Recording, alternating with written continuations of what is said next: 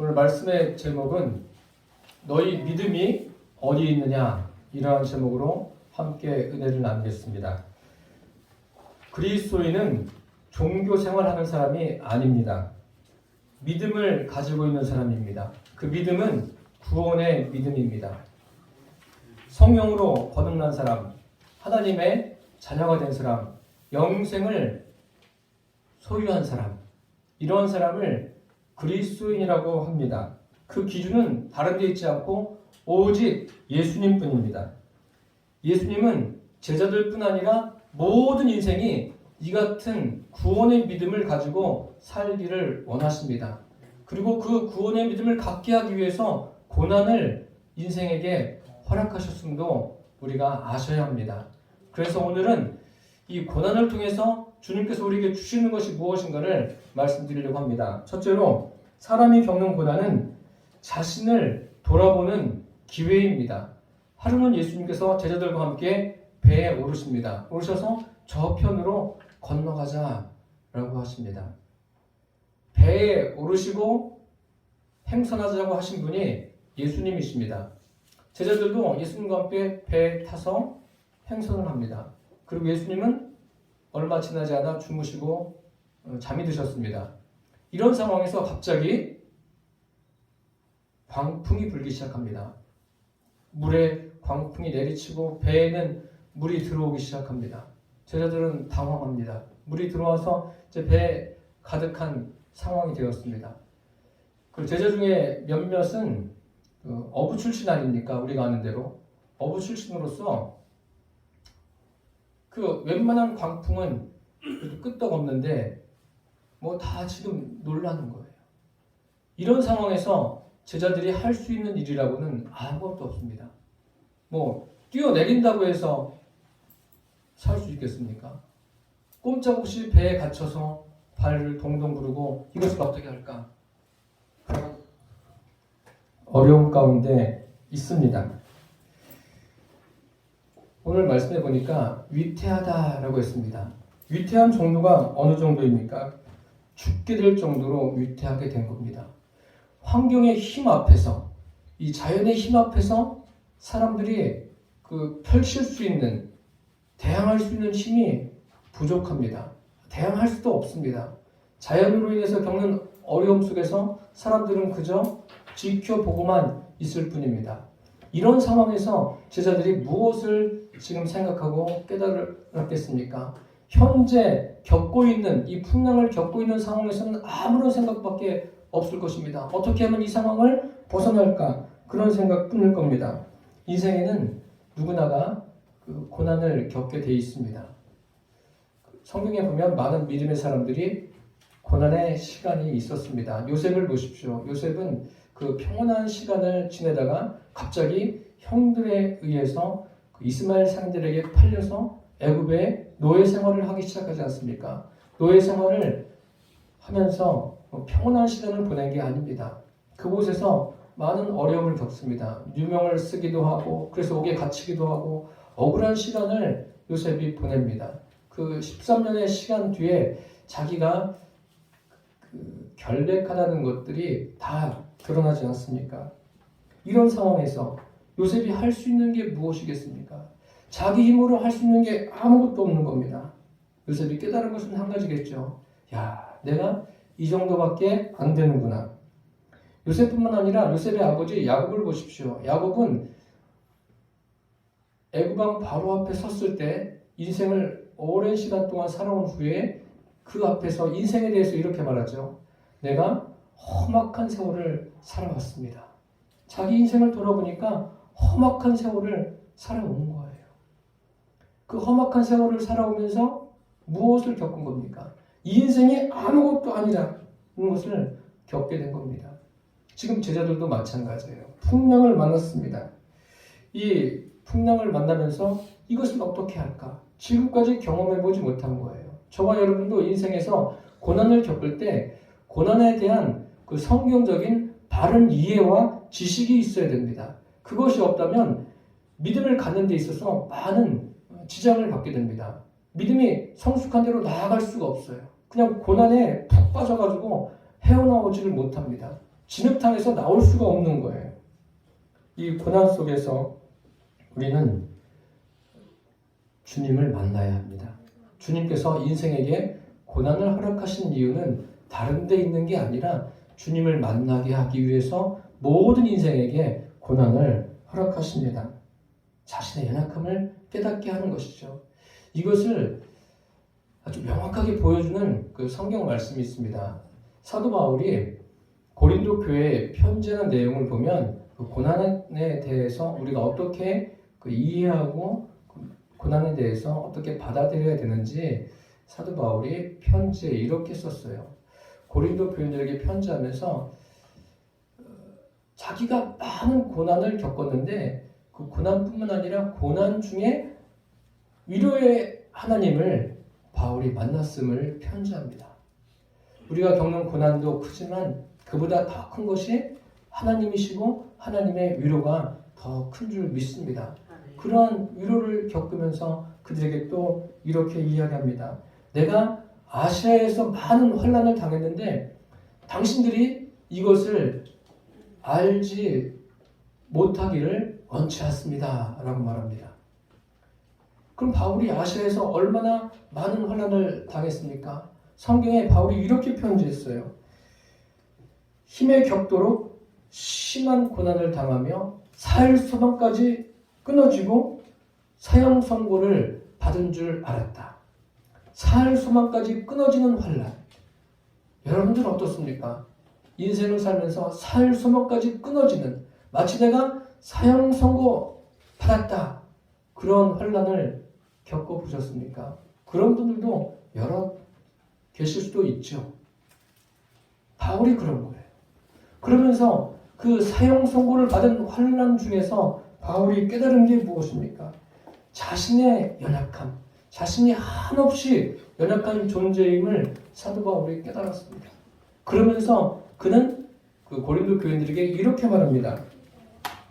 이러한 일을 겪는 것은 우리로 자기를 의지하지 않고 죽은 자를 다시 살리시는 하나님만 의지하게 하려 함이라. 그 고난을 통해서 주님을 만날 뿐만 아니라 주님을 의지하는 거예요. 우리 인생에서 고난 당할 때 여러분 주님을 만나시고 주님을 꼭 의지하시기를 바랍니다. 그게 길입니다. 그러니까 바울은 매일같이 주님을 만나는 거예요. 매일같이 주님과 동행하는 겁니다. 동행하면서 믿음이 점점 깊어지는 거예요. 어제 만난 주님을 오늘 또 만나는 거예요. 근데 똑같게 느껴지는 것이 아니라 매일매일 다른 거예요. 다르다는 것은 주님의 그 어떤 존재가 다른 것이 아니라 주님께서 임하시는, 자기가 경험하는 그 주님의 능력이 다른 거예요. 이것을 경험하는 거예요. 그러면서 그가 이렇게 말하죠. 이같이 큰 사망에서 주님이 우리를 건지셨고 또 건지실 것이며 이후에도 건지시기를 바란다. 이렇게 말하고 있습니다. 주님이 건지시는 거예요. 주님이. 고난을 통해서 주님을 만나야지, 고난을 통해서 이거 내가 이겨봐야지, 이를 악물고 이기면 어떻게 되는 거예요? 이만상하는 겁니다. 여러분. 이를 악물고 이길 것이 아니라 그 상황에서 주님을 만나는 계기가 돼야 돼요. 기회로 삼아야 됩니다. 믿음의 사람들이 다 그렇게 되지 않았습니까? 바울은 이 많은 고난을 겪으면서 자기의 무력감을 경험한 거예요. 자기의 내가 할 수 없구나. 우리가 그것을 경험해야 돼요. 어느 정도 고난이 이런 거구나. 맛만 보고 끝나는 게 아니라 그곳에서 자신의 연약함과 하나님의 크심을 볼 수 있는 저와 여러분이 되시기를 축복합니다. 그럼 여러분 우리 자신을 생각해 보십시오. 나의 환경은 어떻습니까? 제자들은 지금 풍랑 가운데 놓여 있습니다. 우리는 자연의 풍랑이 아닌 인생의 풍랑을 만나고 있지 않습니까? 경제적인 풍랑, 질병의 풍랑, 대인관계의 풍랑, 내 마음속에 해결되지 않는 미움과 시기와 질투와 또 복잡한 감정들, 그런 풍랑들이 계속 일어나고 있지 않습니까? 그것 때문에 좌절하고 낭망하는 게 아니라, 세상을 비관적으로 보는 게 아니라 나 자신을 먼저 보십시오. 사람들은 다른 사람들에 대한 판단은 굉장히 빨라요. 그런데 자기 자신은 안 돌아봐요. 나를 돌아봐야 돼요. 나 자신을. 먼저 나 자신을 돌아보면서 내가 과연 어떤 존재인가? 우리는 한없이 주님 앞에 연약한 존재예요. 주님은 그 연약한 존재임을 우리에게 알게 하시고 우리를 만나기를 원하십니다. 그래서 인생을 살아가면서 어떠한 고난의 현장에 있다 할지라도 그 현장이 바로 저 각자 자신을 돌아보는 기회가 되시고 그것을 통해서 주님을 만나게 되시기를 축복합니다. 둘째로 고난에 대한 답은 주님이십니다. 오늘 우리가 함께 읽은 말씀에 보면 22절에 그 하루는 제자들과 함께 배에 오르사 그 다음 말씀이 뭐죠? 그들에게 이르시되 그들에게 뭐라고 말씀하십니까? 호수 저편으로 건너가자. 그 배에 오르셔서 이제 방향을 지시하신 분이 예수님이십니다. 그럼 지금 제자들이 건너갈 생각이 있었던 것이 아닙니다. 주님이 함께 가자고 한 거예요. 다 주님의 계획하심의 그 범주 안에 모든 것이 다 들어 있습니다. 주님이 함께 가자고 했는데 주님과 함께 가는데 풍랑을 만납니다. 풍랑만 만난 게 아니라 배에 물이 가득 찹니다.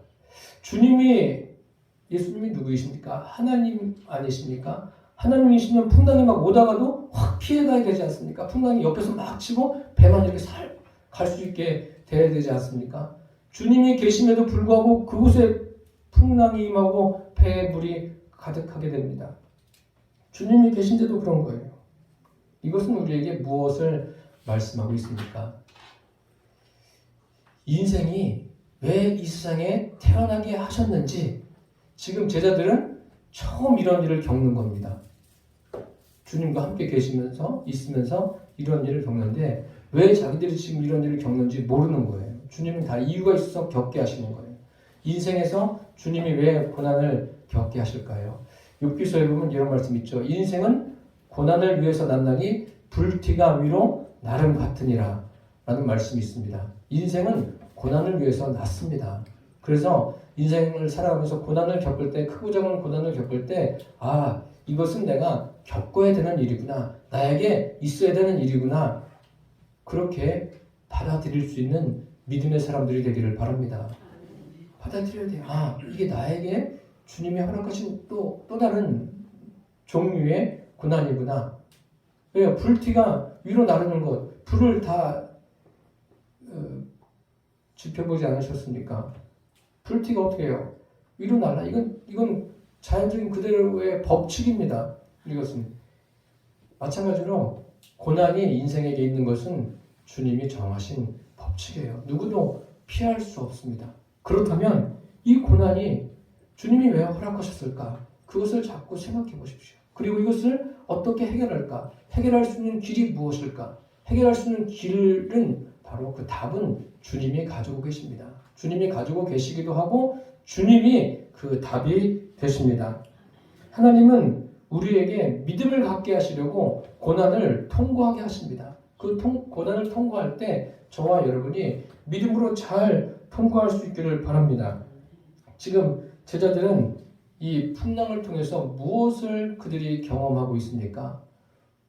그 자연의 무서움도 경험하겠죠. 자연의 무서움, 또 두려움도 있겠지만 결과적으로 자신들의 무능함, 인간의 연약함. 우리는 매일같이 그것을 경험해야 돼요. 내가 할 수 있는 것은 이거밖에 안 되는구나. 한계 상황들을 늘 경험해야 됩니다. 그러니까 그 다음에 제자들이 무엇을 하는 거예요? 주무시는 예수님을 깨웁니다. 주여, 주여, 우리가 죽겠나이다. 예수님을 깨우는 길이 살 길이에요. 예수님을 깨우는 길. 다른 길은 없습니다.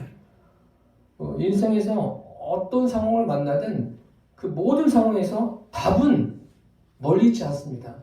답은 예수님이 답이세요. 예수님이 내 안에 임하시든지 충만히 임하시든지 또 그 임하심을 내가 깨달으면 그게 답인 거예요. 자꾸 문제의 원인을 다른 곳에서 찾으려고 하지 마십시오. 다른 곳에서 찾으면 그건 시간 낭비예요. 나에게서 찾고 내가 그곳에서 주님을 만나고 주님이 이렇게 나를 이끌고 가고 계시는구나. 그것을 깨닫게 되기를 바랍니다. 여러 가지 자연재해나 인생의 고난을 만날 때 누가 건져주세요? 바울이 그러지 않았습니까? 그가 건지셨고 건지실 것이며 앞으로 건지시기를 바란다고 하지 않습니까? 부모가 건져줍니까? 자녀들이 건져줍니까? 내 친한 친구들이 건져줍니까? 그렇지 않아요. 주님이 건져주시는 거예요. 주님의 건져주심을 날마다 누리시기를 바랍니다. 여러분들이 겪는 고난이 다 달라요.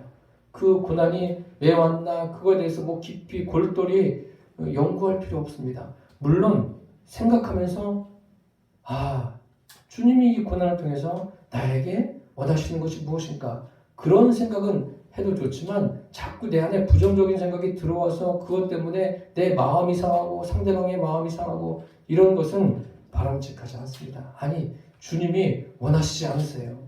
그러면 누가 역사합니까? 마귀가 보고 저게 틀리구나. 그러니까 이단들이 와서 그 교회를 공략하는 것 중에 한 가지가 무엇입니까? 교회에 들어오는 사람들을 살펴요. 대인관계를 하면서 이 교회에 그 부정적인 사람이 누구인가? 그 사람만 공략하는 거예요. 그래서 그 사람하고 친해져가지고 교회를 무너뜨리는 거 아닙니까? 그래서 무너진 교회들이 여럿 있지 않습니까? 지금 인생의 고난을 당할 때 그것을 해결해 줄 수 있는 분은 예수님이세요. 예수님이 내 안에 충만히 임하면 그 모든 것들을 넉넉하게 감당해 나갈 수 있습니다. 예수님이 하나님 아니십니까? 제가 일대지에서 요셉에 대해서 말씀드렸는데 요셉이 그 억울한 누명을 쓰고 억울한 일을 경험하지 않습니까? 억울한데 호소할 데가 없어요. 뭐 부모님이 계십니까? 지금 혼자 종으로 팔려가지고 애굽에서 살고 있는데 그렇다고 친구가 있습니까? 호소할 데가 아무 데도 없습니다. 어쩌면 그것이 기회인지 모릅니다. 그러니까 그가 호소할 때는 오직 한 군데예요. 하나님 외에는 없습니다. 그러니까 여호와 하나님이 어떻게 하셨다고요? 요셉과 함께 하신 거예요. 요셉과 함께 하신 것을 요셉만 아는 것이 아니라 그 주변에 있는 사람들이 본 거예요. 저 친구를 보니까 여호와 하나님이 함께 하시네? 이렇게 된 거예요. 우리가 그렇게 되기를 바랍니다. 사람들이 우리를 볼 때, 성령 하나님이, 삼위일체 하나님이 저 사람과 함께 하시네? 아니, 삼위일체는 몰라도, 저 사람이 믿는 신이 저 사람과 함께 하시네? 이렇게 사람들이 우리를 볼 수 있게 되기를 바랍니다. 요셉만 그런 게 아니에요. 믿음의 사람들이 다 그랬어요. 다윗도 그랬습니다. 다윗이 얼마나 많은 애매한 고난을 당합니까? 사울에게 10여 년을 쫓겨다니죠. 그러면서 굉장히 괴로운 시간을 보냅니다. 그러면서 다윗은 무엇을 깨달았냐면요. 이 모든 것의 답은 하나님께 있다. 하나님만이 나의 소망이십니다. 그래서 하나님을 많이 찬양했어요. 우리가 인생의 고난을 당할 때 많이 찬양하십시오. 찬양하고 주님 앞에 더 엎드리세요. 그럼 주님과 가까워지면 주님이 주시는 평안만 경험하는 것이 아니라 주님이 주신 해결책도 반드시 보게 될 줄 믿습니다. 믿음의 사람들이 다 그렇게 살았습니다. 지금 이 배 안에 있는 제자들이 풍랑을 만나서 막 난리가 나지 않았습니까? 그런데 자기들만 겪습니까? 주님이 그 안에 함께 계시지 않습니까?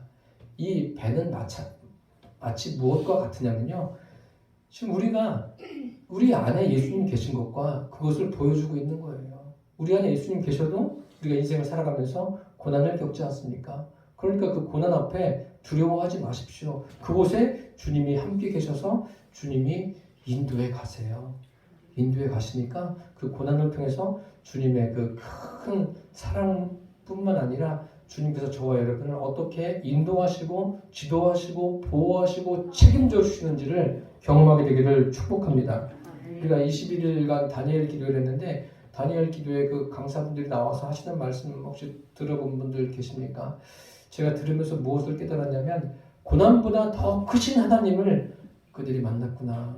그래서 굉장히 마음속에 기뻤습니다. 그런 분들이 많아져야 돼요. 우리 교회 성도들은 다 그렇게 되시기를 바랍니다. 고난을 통해서 주님을 만나고 교회 와서 주님을 만나는 기쁨이 있으시기를 바랍니다. 우리가 고난의 자리에 있을 때 이 제자들처럼 주님을 깨워야 돼요. 주님을 깨운다는 것은 주님을 의지하는 거예요. 주님께 소망을 두고 주님만이 내가 겪는 모든 일에 해결책이 되신다. 그래서 주님께 집중하면서 가는 거예요. 저는 여러분들에게 그것을 안내해 드리는 그런 사명이 있는 사람입니다. 그러니까 제가 여러분들에게 안내해 드릴 때 믿음으로 따라오시기를 바랍니다. 저의 겉모습만 보지 마세요. 저도 실수투성이인 사람입니다. 실수하는 거 때문에 실망하지 마시고 제가 기도하면서 준비해서 전하는 이 말씀을 들으면서 그곳에서 하나님을 만나시기를 바랍니다. 하나님은 살아계세요. 영원하신 분이세요. 영원하신 분이 우리 안에 임한다는 것, 이거보다 놀라운 사실이 어디에 있겠습니까? 여러분의 삶에 그 경제적으로 확 잘 풀리고 또 내가 계획했던 대로 일이 잘 된다고 그것도 기쁨이겠지만 그것보다 더 큰 기쁨은 뭐예요? 그것과 비교할 수 없는 기쁨이 영원하신 분이, 살아계신 분이, 온 우주의 주인이신 분이 내 안에 들어오신 거예요. 이것 때문에 기뻐해야 돼요. 이것 때문에 현재 겪는 여러 가지 고난도 넉넉하게 감당하며 나아갈 수 있는 믿음이 있기를 바랍니다. 주님이 원하시는 것이 그런 믿음이에요. 끝으로 고난은 믿음을 세워주고 성숙하게 하는 자리입니다. 지금 제자들이 풍랑을 만났어요. 주무시고 계신 예수님을 깨웁니다.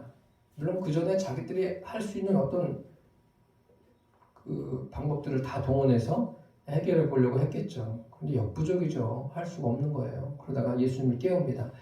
깨워서 예수님이 일어나시고 하시는 말씀이 그 바람과 풍랑을, 물결을 꾸짖었다라고 하셨어요. 꾸짖었다는 것은 무엇입니까? 예를 들어서 바람아 잠잠하라, 풍랑아 멈추어라, 이런 어떤 말씀을 하지 않으셨겠습니까? 아니, 말씀을 하지 않으셔도요, 예수님이 생각으로 잠잠하라 해도 어떻게 되는 거예요? 잠잠해지는 거예요. 예수님은 하나님이시니까요. 그 예수님의 한마디에 상황이 완전히 바뀌었어요. 상황이 바뀌는 거예요. 그 말씀 한마디. 무엇을 의미합니까? 말씀의 능력이에요. 살아계시다는 증거예요. 살아계신 하나님이라는 증거입니다. 그 거세게 몰아치던 바람과 물결이 잔잔해졌어요. 예수님 말씀에는 능력이 있습니다. 어떤 능력이 있습니까? 귀신도 떠나가고 병든 자도 일어나고 죽은 자도 살아나는 다양한 능력들이 있지 않습니까? 그것을 지금 본 거예요. 풍랑이 잠잠해지는 것을. 예수님이 하나님이시기 때문에 이 일이 가능한 겁니다. 우리는 예수님의 이 말씀 앞에서 하나님의 말씀은 살아있구나. 이 성경을 보면서도 예수님의 말씀은 그 당시뿐만 아니라 현재도 살아 역사하는구나. 누구에게요? 믿는 자들에게 말씀대로 되어집니다. 그리고 송구영신 예배 드릴 때 말씀대로 되리라. 그 말씀으로 시작하지 않았습니까? 하나님 말씀은 믿음으로 받아들이는 그 사람에게 그대로 되어집니다. 예수님께서 죽은 지 나흘이나 된 나사로에게 뭐라고 말씀하십니까? 무덤을 향해서 나사로야 나오라 한마디 하셨어요. 나사로야 나오라. 나사로가 수족을 벼로 동인 채로 나옵니다. 그럼 생각해 보십시오, 여러분.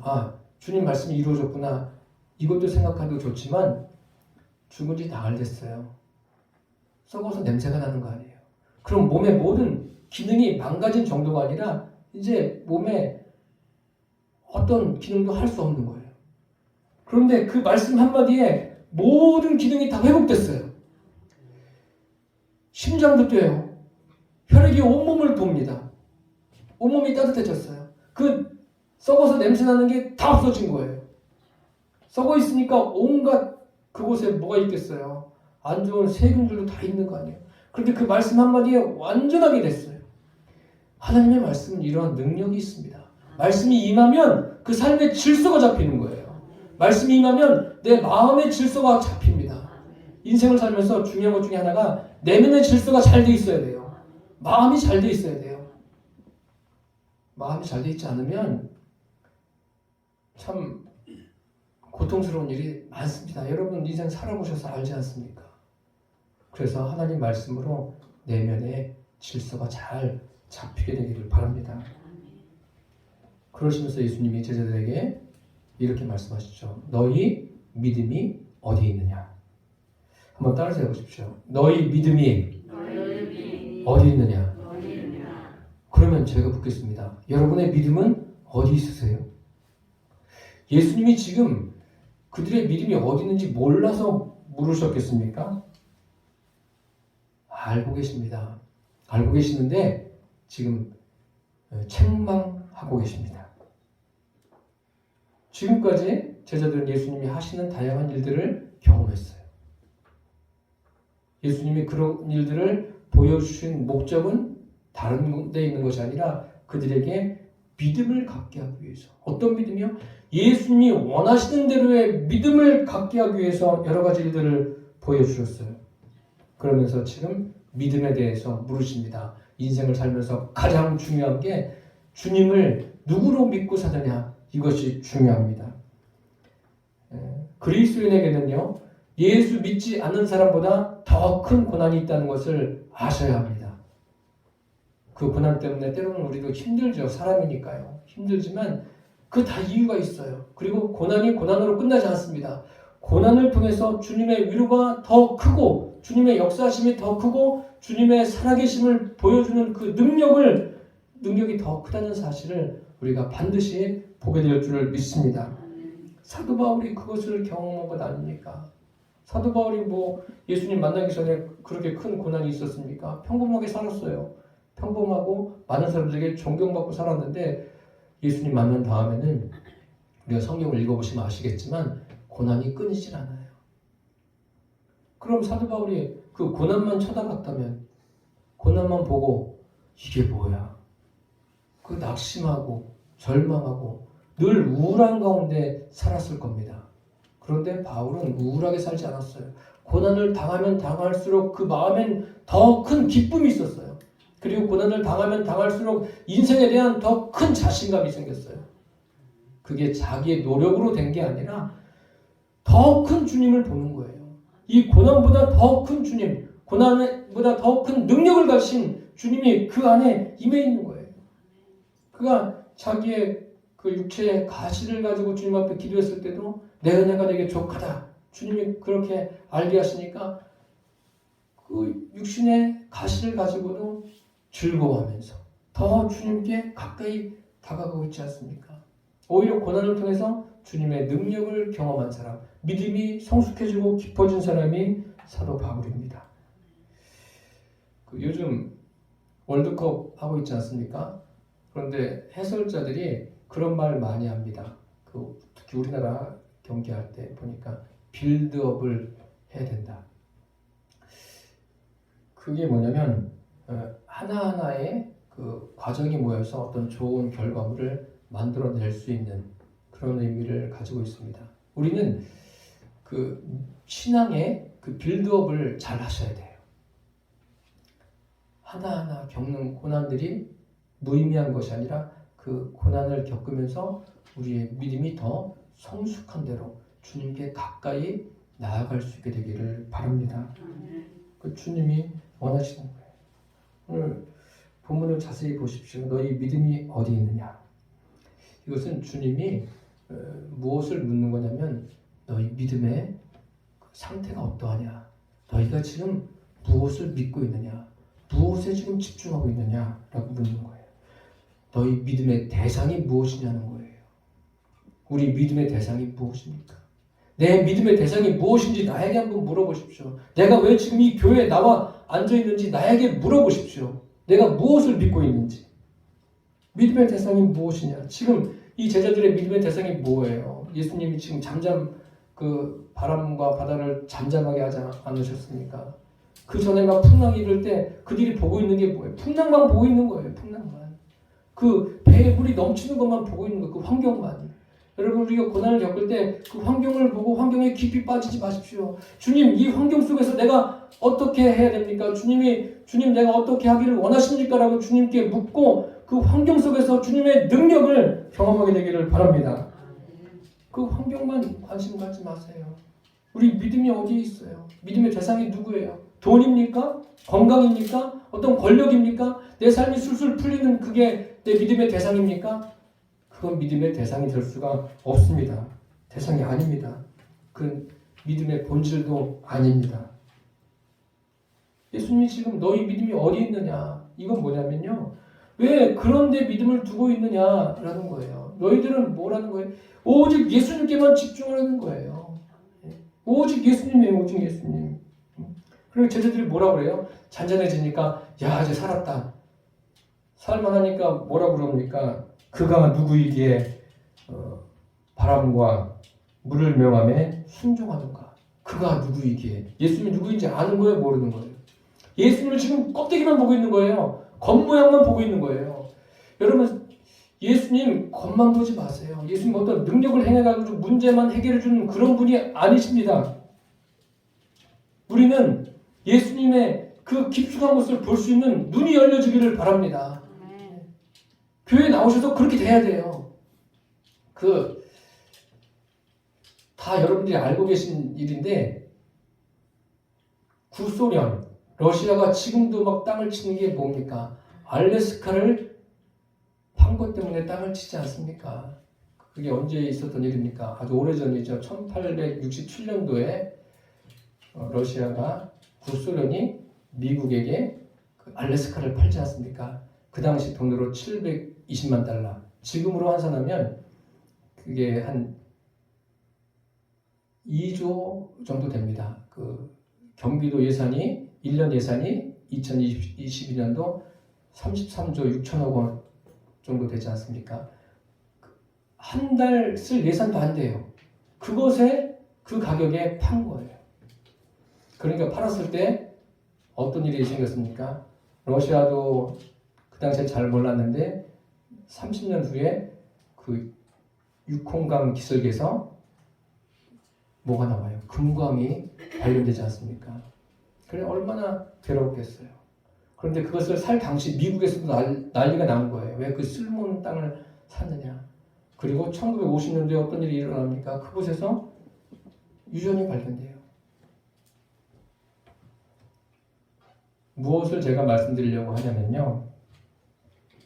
겉보기에는 아무것도 안 보이는 거예요. 그 속을 누가 알았겠어요?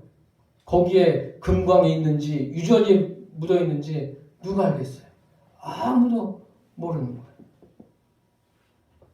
아무도 몰라요. 나중에 안 거 아닙니까? 여러분 안에 보화가 있다는 거예요. 예수님이 계세요. 이 세상 모든 것을 다 통틀어서도 바꿀 수 없는 예수님이 계세요. 그것을 볼 수 있게 되기를 바랍니다. 제자들은 지금 예수님이 누구이신가? 예수님이 하나님이신 것을 제대로 보지 못하고 있습니다. 참 믿음이 뭐예요? 참 신앙이란 그 대상이 오직 예수님 뿐입니다. 예수님을 나의 삶의 주인으로 믿고 날마다 그분 말씀에 통치를 받는, 인도를 받는 삶을 살아가는 게 예수 믿는 겁니다. 이제 여러분들 이미 다 주님을 만난 줄 믿습니다. 예배를 통해서 또 예배 후에 여러 가지 교제를 통해서도 서로가 서로 교제하면서 주님을 만날 수 있는 믿음의 사람들이 되시기를 예수님의 이름으로 축원합니다. 기도하겠습니다. 살아계신 주님, 제자들이 예수님과 함께 배를 타고 가다가 풍랑을 만납니다. 이 사건을 통해서 예수님은 그들이 믿음을 갖기를 원하셨습니다. 주님이 원하시는 믿음을 갖기를 원하셨는데 제자들은 아직 예수님이 원하시는 곳에 미치지를 못했습니다. 주님, 지금 우리 각자가 나 자신을 돌아볼 수 있게 하여 주옵소서. 그래서 우리가 주님을 매일같이 만나게 하시고 그 만남이 날마다 깊어질 수 있도록 은혜를 베풀어 주옵소서. 예수님의 이름으로 기도드립니다.